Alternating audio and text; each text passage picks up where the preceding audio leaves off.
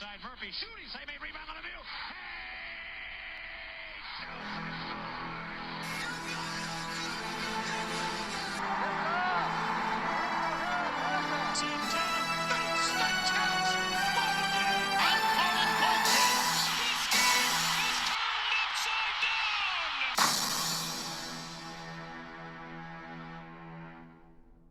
Hey guys, it is Red Rubber Duckwind, and welcome to day 11 of the 2023 March Madness Charity Drive for the American Foundation for Suicide Prevention. Please feel free to donate to the link in the description below. So let's not waste any time because it is currently 2:50 in the morning when I'm recording this. And I don't want to wake up any neighbors, so let's go ahead and get started with the Colonial Athletic Association semifinals, and it saw UNC Wilmington upset Hofstra 79-73 in overtime. Trezarian White led all Seahawks with 21 points, and Aaron Estrada led the Pride with 25 points. Hofstra started the first half hot, but they would go on a little slump, giving UNC Wilmington the opportunity to come back. The second half started close, with the Seahawks getting hotter as the game went on, and allowing the Pride to come back and force overtime. The cycle would continue, only this time Hofstra wouldn't be able to come back, and UNC Wilmington will go to the CAA title game to face Charleston, who defeated Towson 77-72. Four Cougars ended in double figures, led by Rain Smith with 20 points, and only two Tigers reached the double-digit plateau, led by Cameron Holden with 21 points. The first half saw both teams go back and forth, with Towson holding a 38-33 lead at halftime. However, Charleston would go on a 23-7 run to take a 13-point lead. The Tigers would fight back into another back-and-forth affair, but Charleston hit clutch free throws at the end to go to the CAA title game against UNCW. UNC Wilmington was looking to get in for the first time since 2017, and Charleston was looking to avoid waiting for an at-large and get in for the first time since 2018. We now go to the Southland as McNeese upset Nichols 77-71. Christian Shoemate and Zach Scott were two of four Cowboys in double figures, leading the team with 22 points each. Only two Colonels finished in double figures, with Latrell Jones and Caleb Huffman with 25 and 22 points respectively. The game was within single digits the whole time, with the largest lead being McNeese by 9.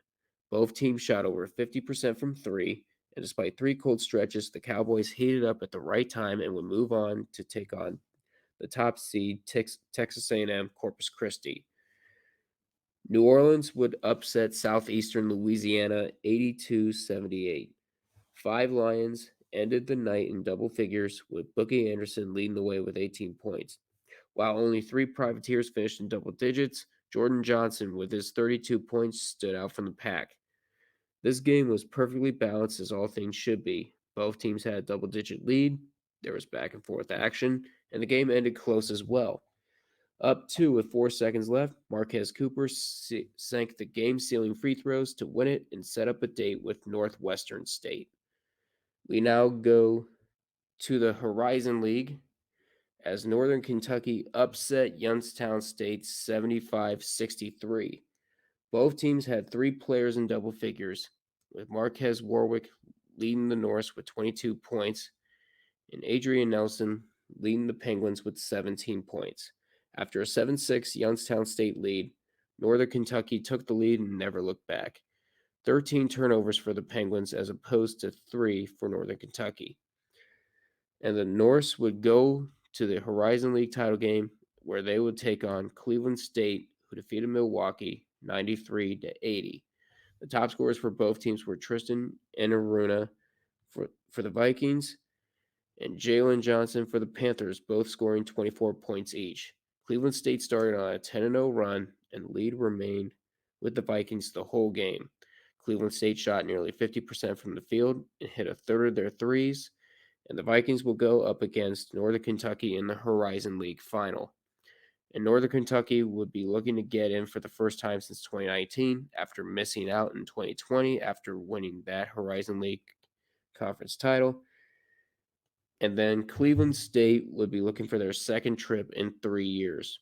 We now go to the Summit League as Oral Roberts defeated St. Thomas 70-65. The top scorers for both teams were Andrew Rode for the Tommies and Max Adams for the Golden Eagles, both scoring 23 points each. In the first half, the game proved to be chaotic, with St. Thomas holding the lead for most of the half, and Oral Roberts would battle back in the second half. They would gain the only double-digit lead the whole game. St. Thomas would battle back, but it was too little, too late, as Oral Roberts would go to the Summit League title game and take on North Dakota State, who defeated South Dakota State 89-79. Bowden Scumberg was the leading scorer for the Bison, scoring 24 points, and Alex Arians led all Jackrabbits with 20 points. After a 6-6 tie, North Dakota State went on a 15-0 run, and South Dakota State would go on a big run themselves and turn it into a back-and-forth affair. But the Bison would wake up and take the lead for good, and North Dakota State would take on Oral Roberts in the Summit League title game.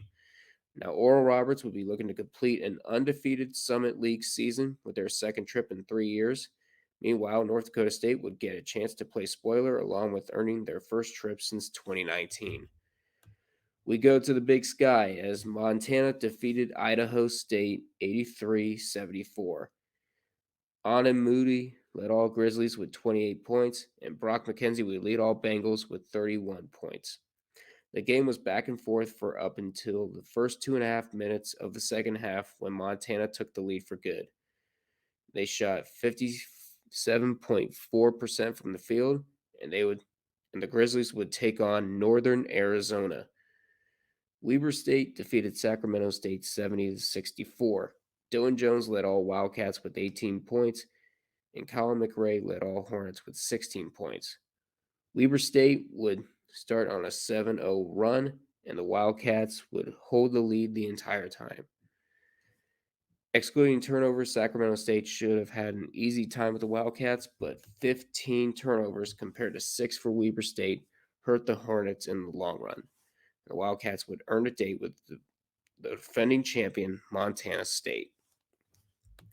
We go to the West Coast Conference as St. Mary's defeated BYU 76-69.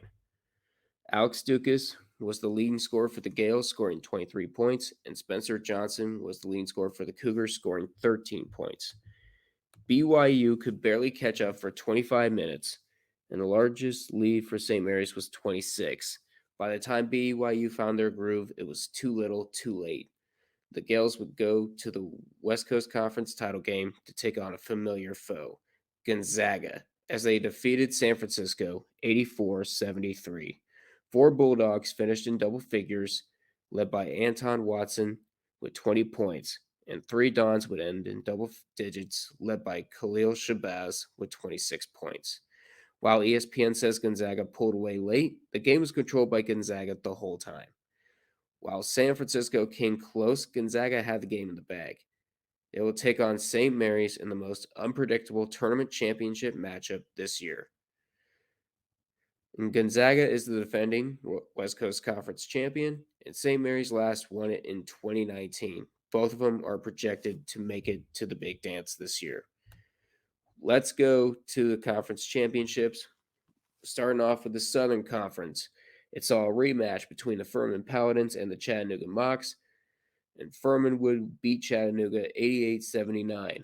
4 Paladins ended in double figures, led by Jalen Slauson with 20 points, and 3 Mocs also finished with double digits, led by Jake Stevens with 25 points. Chattanooga was looking to repeat, but Furman was looking for revenge. Furman jumped out to a 19-point lead, but the Mocs bounced back. However, the Paladins would go on another run and never gave Chattanooga another chance to come back. The Furman Paladins would dethrone and settle the score against Chattanooga, and they are on to the NCAA tournament after a 43-year hiatus. We now go to the Sun Belt Championship, which saw Louisiana defeat South Alabama 71-66. While Isaiah Moore led all Jaguars with 35 points, he was only one of 2 to finish in double figures. 4 Raging Cajuns finished in double figures, led by Thamus Folks with 23 points. I apologize if I butchered that. And the game was close throughout, with the largest lead being 7. While it was back and forth, Louisiana didn't have a grip on the lead until around the halfway point of the second half. However, the three ball was a factor, with South Alabama shooting 27.3% and Louisiana shooting 47.1%. And the Louisiana Raging Cajuns would book a ticket to the dance for the first time since 2014. And that's going to do it for day 11 of this March Madness charity drive. More later than ever, but hey, I'm trying to catch up. I'm trying to get better at this. So please feel free to like, comment, and subscribe for more support. It really does take me ages to make one of these videos, so I hope you appreciate the hard work that comes into this. But until then, I am Red Rubber Duckwind. Until we meet again, I will see you guys next time.